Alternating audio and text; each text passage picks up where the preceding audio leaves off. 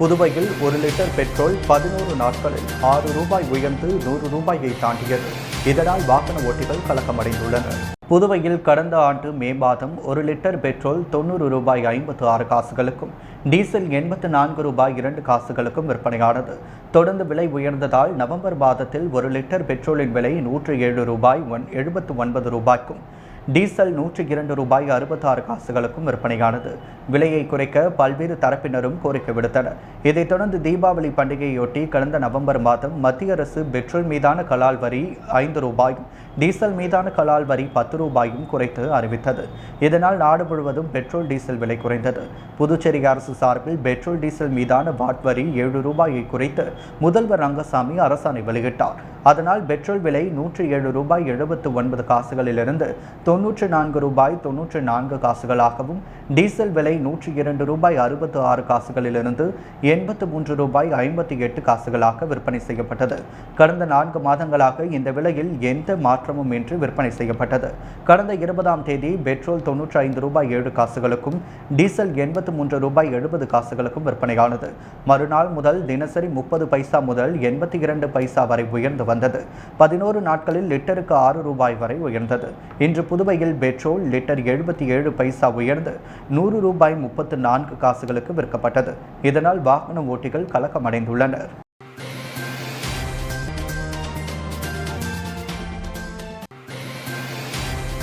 புதுச்சேரியில் அதிமுகவினர் கொடிக்கம்பம் அகற்றப்பட்டதை கண்டித்து அதிமுகவினர் காமராஜர் சாலை சாரம் பகுதியில் சாலை மறியலில் ஈடுபட்டதால் பரபரப்பு ஏற்பட்டது. புதுச்சேரி நெல்லித்தோப்பு தொகுதிக்குட்பட்ட சக்தி நகர் பகுதியில் முன்னாள் தமிழக முதல்வர் ஜெயலலிதாவின் பிறந்த நாளையொட்டி கடந்த மாதம் புதிய கொடிக்கம்பம் கல்வெட்டுடன் அமைக்கப்பட்டது. இந்த நிலையில் இன்று காலை இந்த கொடிக்கம்பத்தினை புதுச்சேரி நகராட்சி ஊழியர்கள் அகற்றி அங்கிருந்த கல்வெட்டுகளை உடைத்துள்ளனர். இதை கண்டித்து நெல்லித்தோப்பு தொகுதி அதிமுகவினர் மேற்கு மாநில செயலாளர் ஓம் சக்தி சேகர் தலைமையில் சாரம் காமராஜர் சாலையில் உள்ள பழைய மாவட்ட ஆட்சியர் அலுவலகம் முன்பு சாலை மறியலில் ஈடுபட்டனர். சாலை மறியலின் பொழுது நகராட்சி அதிகாரிகளை கண்டித்து அதிமுகவினர் கண்டன கோஷங்களை எழுப்பினர். சுமார் 1 மணி நேரம் நடைபெற்ற இந்த மறியல் போராட்டத்தால் அப்பகுதியில் போக்குவரத்து பாதிக்கப்பட்டது.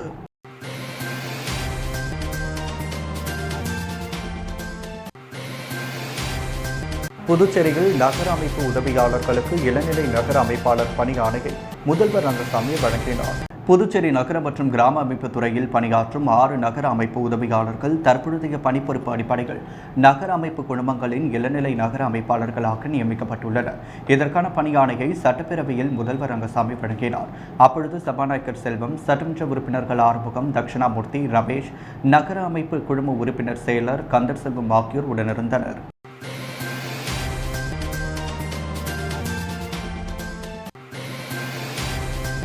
புதுச்சேரி ராஜ்பவன் தொகுதி அதிமுக சார்பில் பொதுமக்களுக்கு கோடை வெயிலின் தாக்கத்தை தணிக்க இலவச நீர்மோர் பந்தலை தொடக்க மாநில செயலாளர் அன்பழகன் துவக்கி வைத்தார். புதுச்சேரி கோடை வெயிலின் தாக்கம் நாளுக்கு நாள் அதிகரித்து வருகிறது. இதனால் பொதுமக்கள் மிகவும் சிரமத்திற்குள்ளாகியுள்ளனர். இதை தடுக்கும் வகையில் புதுச்சேரி கிழக்கு மாநில அதிமுக சார்பில் பல்வேறு தொகுதிகளில் இலவச நீர்மோர் பந்தல் அமைக்கப்பட்டு வருகிறது. அதன்படி ராஜ்பவன் தொகுதி சார்பில் இலவச நீர்மோர் பந்தல் வழங்கும் நிகழ்ச்சி அண்ணா சாலை செட்டி வீதி சந்திப்பு அருகே தொகுதி செயலாளர் சிவகுமார் தலைமையில் தொகுதி தலைவர் சுரேஷ் பாபு, பொதுக்குழு உறுப்பினர் செந்தில் முருகன் மற்றும் அசோகா சுப்பிரமணியன் ஆகியோர் முன்னிலையில் நடைபெற்றது. இதில் சிறப்பு விருந்தினராக கிழக்கு மாநில செயலாளர் அன்பழகன் கலந்து கொண்டு பொதுமக்களுக்கு வெயிலின் தாக்கத்தை தணிக்கும் வகையில் இலவச நீர்மோர், இளநீர், தர்பூசணி, வெள்ளரி உட்பட பல்வேறு குளிர்ச்சியான பொருட்களை வழங்கினார். இதில் மாநில பொறுப்பாளர் ரவி, பாண்டுரங்கன், ரங்கன், அண்ணா தொழிற்சங்க பேரவை செயலர் பாப்புசாமி, துணை செயலாளர்கள் சாவித்ரி, ஐயப்பன் உள்ளிட்ட நிர்வாகிகள் கலந்து கொண்டனர். இதேபோல் புதுச்சேரி முத்திகால்பேட்டை தொகுதிக்குட்பட்ட மகாத்மா காந்தி சாலையில் நீர்மோர் பந்தல் அமைக்கப்பட்டது. இதனை முன்னாள் சட்டமன்ற உறுப்பினரும் கிழக்கு மாநில தேர்தல் பிரிவு செயலாளருமான வையாபுரி மணிகண்டன் திறந்து வைத்து பொதுமக்களுக்கு மோர், இளநீர், தர்பூசணி, வெள்ளரி உள்ளிட்ட பழங்களை வழங்கினார். இந்த நிகழ்ச்சியில் அதிமுக நிர்வாகிகள் பலர் கலந்து கொண்டனர்.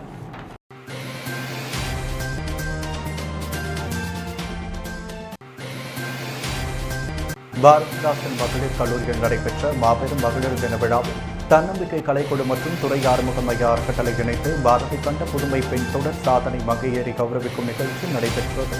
புதுச்சேரி தன்னம்பிக்கை கலைக்குழு மற்றும் துறை ஆறுமுக மைய அறக்கட்டளை இணைந்து பாரதி கண்ட புதுமை பெண் தொடர் சாதனை மங்கையரை களத்தில் நேரடியாக சென்று பாரதியார் சிலை வழங்கி கௌரவிக்கும் நிகழ்ச்சி தொடர்ந்து நடைபெற்று வருகிறது.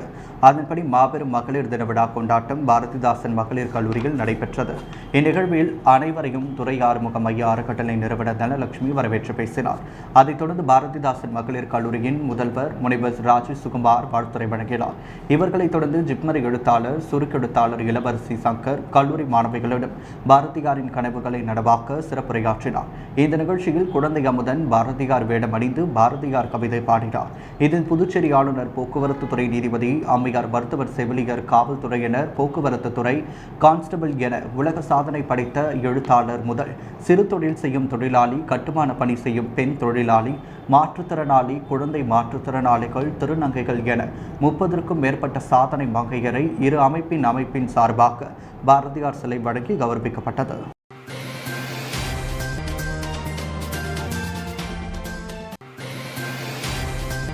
புதுச்சேரியில் திமுக கொடி கம்பத்தை அகற்றிய நகராட்சியை கண்டித்து சட்டமன்ற எதிர்க்கட்சித் தலைவர் சிவா தலைமையில் திமுகவினர் சாரம் பகுதியில் மறியலில் ஈடுபட்டதால் பரபரப்பு ஏற்பட்டது. புதுச்சேரி நெல்லித்தோப்பு தொகுதி சக்தி நகர் பகுதியில் அமைக்கப்பட்டிருந்த திமுக கொடி கம்பத்தை புதுச்சேரி நகராட்சி ஊழியர்கள் திடீரென அகற்றியுள்ளனர். இந்த நிலையில் நகரின் பல்வேறு இடங்களில் உள்ள பாஜக கொடி கம்பங்களை அகற்றாமல் திமுக கொடி கம்பங்களை மட்டும் திட்டமிட்டு எந்தவித முன்னறிவிப்புமின்றி அகற்றிய புதுச்சேரி நகராட்சியை கண்டித்து பழைய மாவட்ட ஆட்சியர் அலுவலகம் எதிரே சட்டமன்ற எதிர்க்கட்சித் தலைவர் சிவா தலைமையில் திமுகவினர் மறியலில் ஈடுபட்டனர். அப்பொழுது அவர்கள் நகராட்சிக்கு எதிராக கண்டன கோஷங்களை எழுப்பினர். இதனைத் தொடர்ந்து சம்பவ இடத்திற்கு வந்த நகராட்சி அதிகாரிகள் மற்றும் போலீசார் மீண்டும் திமுக கொடி கம்பம் அதே இடத்தில் வைக்கப்படும் என உறுதியளித்ததின் பேரில் திமுகவினர் போராட்டத்தை கைவிட்டு கலைந்து சென்றனர். போராட்டத்தில் திமுக நெல்லித்தோப்பு தொகுதி பொறுப்பாளர் கார்த்திகேயன், பொதுக்குழு உறுப்பினர் வேலவன், தொகுதி செயலாளர் நடராஜன், வடக்கன் ஞானராஜா, சக்திவேல் உள்ளிட்ட ஏராளமான திமுகவினர் கலந்து கொண்டனர்.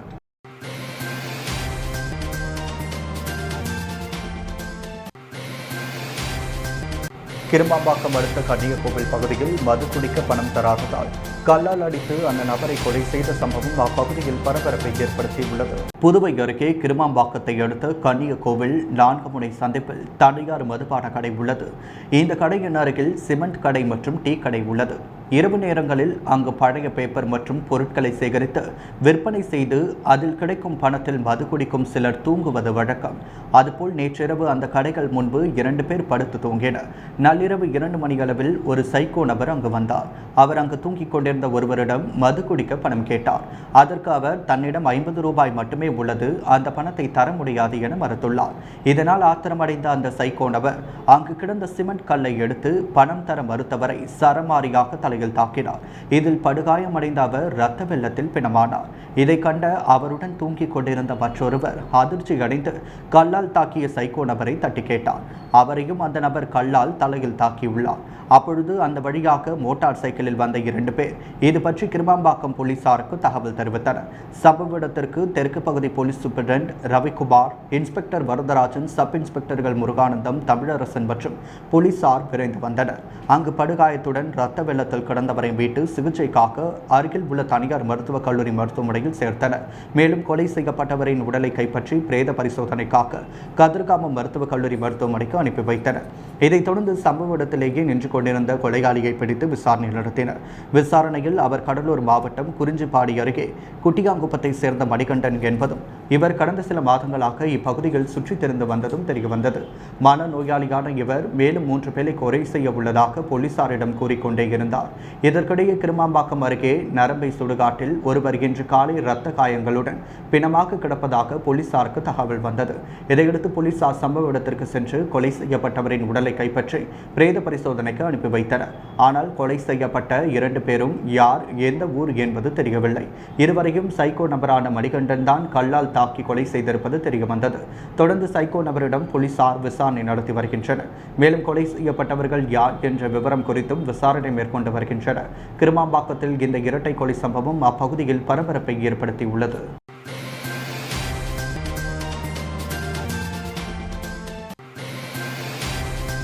ஒன்றிய அரசின் ஆயுஷ்மான் மருத்துவ காப்பீட்டு திட்டத்தின் கீழ் ஒன்றிய அரசின் ஜிப்மர் மருத்துவமனைகளில் கூட பயனாளிகள் சிகிச்சை பெற முடியாத சூழல் உள்ளதாகவும் இது ஒரு ஏமாற்று திட்டம் என சட்டமன்ற எதிர்க்கட்சித் தலைவர் சிவா குற்றம் சாட்டியுள்ளார்.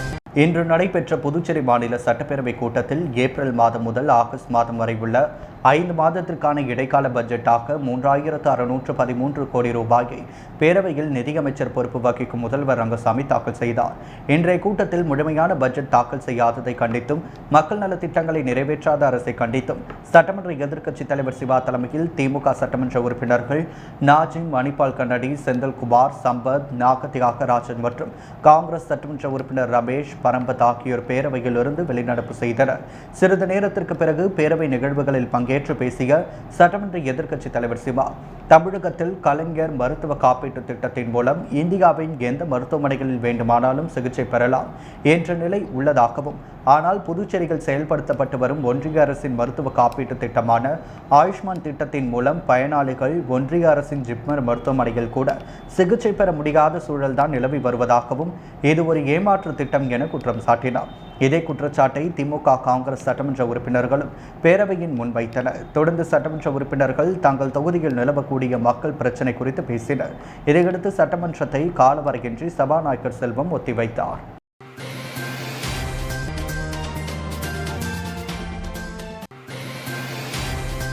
புதுச்சேரி மாநில சட்டப்பேரவையில் முழுமையான பட்ஜெட் தாக்கல் செய்யப்படாததை கண்டித்து சட்டமன்ற எதிர்க்கட்சித் தலைவர் சிவா தலைமையில் திமுக, காங்கிரஸ் சட்டமன்ற உறுப்பினர்கள் பேரவையிலிருந்து வெளிநடப்பு செய்தனர். புதுவை சட்டப்பேரவை கூட்டம் இன்று காலை 9:30 மணிக்கு கூடியது. இந்த நிலையில் பேரவையில் முழுமையான பட்ஜெட் தாக்கல் செய்யாதது ஏன் என கேள்வி எழுப்பி சட்டமன்ற எதிர்க்கட்சித் தலைவர் சிவா தலைமையில் திமுக மற்றும் காங்கிரஸ் சட்டமன்ற உறுப்பினர்கள் கண்டன பதாகைகளை கையில் ஏந்தியவாறு சபாநாயகரிடம் கேள்வி எழுப்பினர். இதற்கு சபாநாயகர் உரிய பதில் அளிக்கவில்லை. இதையடுத்து பேரவையில் முழுமையான பட்ஜெட் தாக்கல் செய்யாததை கண்டித்தும் ஒன்றிய அரசு மாநிலத்திற்கும் போதிய நிதி தராமல் புறக்கணித்து வருவது, பிரதமர் அறிவித்த பெஸ்ட் புதுச்சேரி எண்ணானது, மாநில அந்தஸ்து எந்த நிலையில் உள்ளது, மின்துறை தனியார் மயமாக்கும் நடவடிக்கையை கைவிட வேண்டும், மேகதாதுவில் அணை கட்டும் முயற்சிக்கு எதிராகவும், நீட் தேர்வுக்கு எதிராகவும் பேரவையில் தீர்மானம் நிறைவேற்ற வேண்டும் என்பதன் உள்ளிட்ட பல்வேறு கோரிக்கைகளை வலியுறுத்தியும் மக்கள் நலத் திட்டங்களை நிறைவேற்றாத புதுச்சேரி அரசு மற்றும் ஒன்றிய அரசை கண்டித்து பேரவையிலிருந்து சட்டமன்ற எதிர்க்கட்சித் தலைவர் சிவா தலைமையில் திமுக சட்டமன்ற உறுப்பினர்கள் நாஜிம், மணிபால் கண்ணடி, செந்தில்குமார், சம்பத், தியாகராஜன் மற்றும் காங்கிரஸ் சட்டமன்ற ரமேஷ், பரம்பத் ஆகியோர் பேரவையிலிருந்து வெளிநடப்பு செய்தனர்.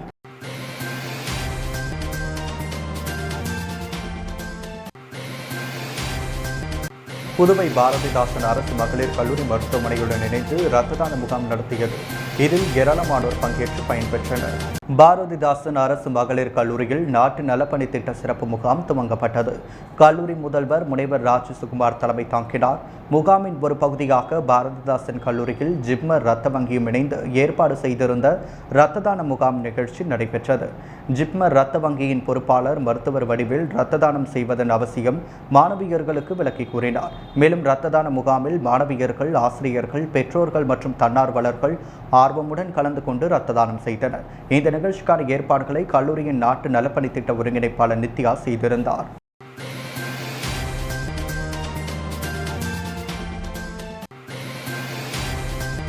ரெட்டிச்சாவடி அருகே 2 சக்கர மோட்டார் வாகனம் மீது டிப்பர் லாரி மோதியது. 2 குழந்தைகள் கண்முன்னே கிரேன் ஆபரேட்டர் தலை நசுங்கி இறந்த சம்பவம் பெரும் சோகத்தை ஏற்படுத்தியுள்ளது. புதுவை மாநிலம் சோரியாங்குப்பத்தை சேர்ந்தவர் துளசி, அவரது மகன் விக்னேஸ்வரன். கிரேன் ஆபரேட்டரான இவர்கள் குடும்பத்துடன் கன்னியாகோவில் பகுதியில் வசித்தனர். இவருக்கு காயத்ரி என்ற மனைவி, அத்தின் கிருஷ்ணா, நிதின் கிருஷ்ணா ஆகிய 2 மகன்கள் உள்ளனர். காயத்ரிக்கு புதுச்சேரி அரசு மருத்துவமனையில் 3வதாக ஒரு ஆண் குழந்தை பிறந்தது. மனைவி மற்றும் குழந்தையை பார்க்க 2 மகன்களுடன் மோட்டார் பைக்கில் விக்னேஸ்வரன் நேற்று புதுச்சேரிக்கு புறப்பட்டார். ரெட்டிச்சாவடி அருகே பின்னால் வந்த டிப்பர் லாரி பைக் மீது மோதியது. இதில் விக்னேஸ்வரன் தலை நசுங்கி உயிரிழந்தார். கீழே விழுந்ததில் காயமடைந்த 2 குழந்தைகளும் அருகில் உள்ள தனியார் மருத்துவமனையில் சேர்க்கப்பட்டனர். ரெட்டிச்சாவடி போலீசார் வழக்கு பதிந்து விசாரிக்கின்றனர். குழந்தைகள் கண் முன்பே தந்தை பலியான சம்பவம் பரிதாபத்தை ஏற்படுத்தியது.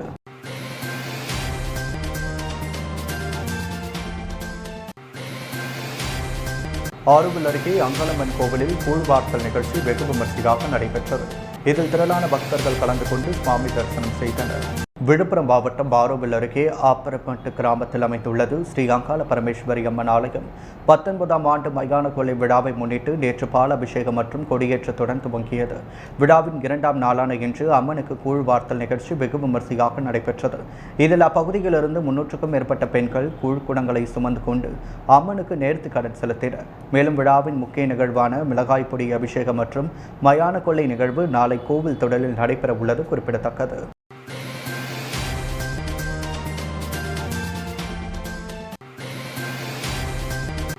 புதுவை சட்டப்பேரவையில் முதலமைச்சர் ரங்கசாமி ஏப்ரல் மாதம் முதல் ஆகஸ்ட் மாதம் வரையிலான 5 மாதங்களுக்கு 3613 கோடி ரூபாய்க்கான இடைக்கால பட்ஜெட்டை தாக்கல் செய்தார்.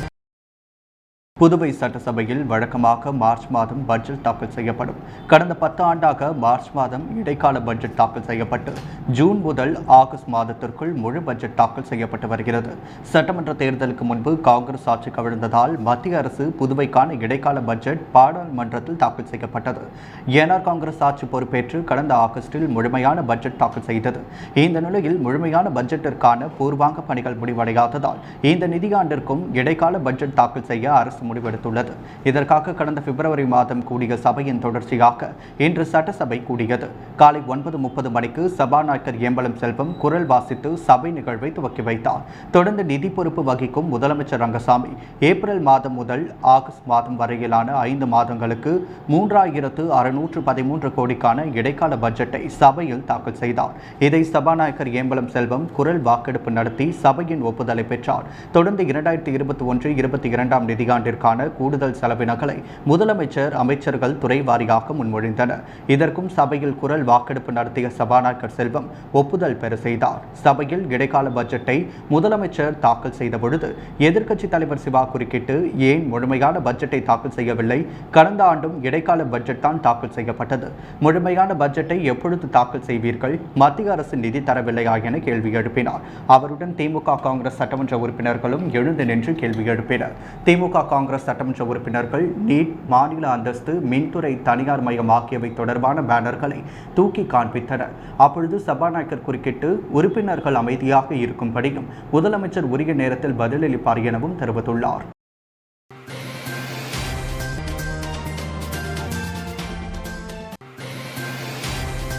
ஆரியபாளையம் சங்கரபரணி ஆற்றில் மீன் பிடித்தவர் நீரில் மூழ்கி மாயமானார். அவரை தேடும் பணியில் தீயணைப்பு வீரர்கள் ஈடுபட்டனர். வில்லியனூர் அடுத்த மூர்த்தி நகரை சேர்ந்தவர் ரமேஷ். கட்டட தொழிலாளியான இவர் நேற்று வேலை இல்லாததால் கனுவாப்பேட்டையை சேர்ந்த மைத்துனர் ஆனந்த் மற்றும் பால்ராஜ் ஆகியோருடன் சிமெண்ட் மூட்டை இறக்கும் வேலைக்கு சென்றார். பிற்பகல் வீட்டிற்கு வந்து மது அருந்தினார். பின்னர் ஆரியபாளையம் சங்கரபரணி ஆற்றில் மீன் பிடிக்க மூவரும் சென்றனர். சிறிது நேரத்தில் பால்ராஜ் வீட்டிற்கு சென்று விட்டார். ஆனந்த், ரமேஷ் ஆகிய இருவரும் மீன் பிடிக்க ஆற்றில் இறங்கினர். ஆழமான பகுதிக்கு சென்ற ரமேஷ் நீரில் மூழ்கியுள்ளார். இதை கண்டு பதற்றமடைந்த ஆனந்த் செய்வதறியாமல் உறவினர்களுக்கு மொபைல் போனில் தகவல் தெரிவித்தார். இதுகுறித்து மாலை 5 மணியளவில் வெளியனூர் போலீஸ் மற்றும் தீயணைப்பு நிலையத்திற்கு தகவல் தெரிவிக்கப்பட்டது. சம்பவ இடத்திற்கு வந்த வெளியனூர் மற்றும் கோரிமேடு தீயணைப்பு நிலைய வீரர்கள் 17 பேர் 2 குழுக்களாக பிரிந்து ரப்பர் படகு மற்றும் காற்றடித்த டியூப் உதவியுடன் ஆற்றில் இறங்கி தேடினர். இரவு 9:30 மணி வரை தொடர்ந்து தேடியும் ரமேஷை கண்டுபிடிக்க முடியவில்லை. இருள் சூழ்ந்ததால் தேடுதல் பணி நிறுத்தப்பட்டது. ஆற்றில் மாயமான ரமேஷ்க்கு சுதா என்ற மனைவி, மோனிஷ், சரத் சந்திரன் ஆகிய 2 மகன்கள் உள்ளனர். சம்பவம் குறித்து வெளியனூர் போலீசார் வழக்கு பதிவு செய்துள்ளனர்.